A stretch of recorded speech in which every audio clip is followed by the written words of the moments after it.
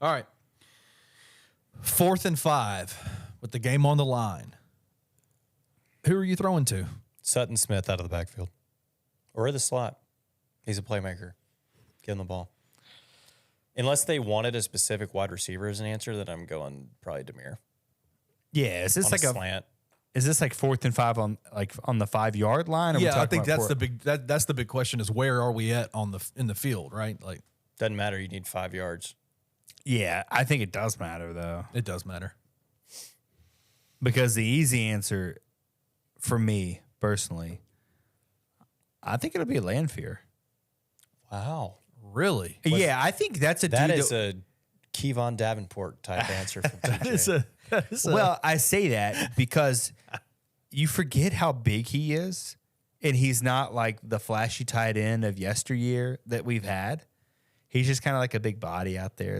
He's a big lugging guy. He and Brendan Doyle. I would love, He's a lugging guy. let's be honest. I think if TJ at this point last year had said, I don't want to say his name, but our previous tight end, we probably would have had the same reaction.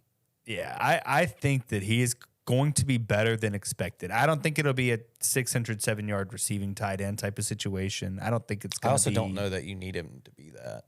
Exactly. That's where I was going with that, is you have so many more weapons on the outside You've had in that previous years. I don't know if you need him to be. If he So can be TJ's going with more of a surprise element. Yeah, I think he can be your Joey.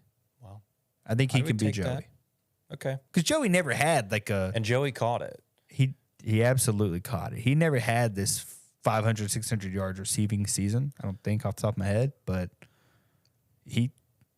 and people know who the hell Alan Cross is. They know Joey, and they were like 300, 400-yard guys. Yep. Daniel Montiel, just all reliable. We've had a string of the tight ends. Montiel's another guy I don't think people talk about enough at tight end. But Do we know how good Lanphier is with his hands? everything I've seen, he can catch the ball. I mean, the thing is, they love tight ends. I think Ryan said in his interview that they have never. I don't think there's a single play where they've not lined up with the tight end. Yeah. And so what that means is whatever you want it to mean. Like, is he going to run for a pass? Is he just going to block? I don't know.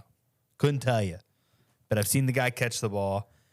He doesn't stand out in terms of being just like blazing fast.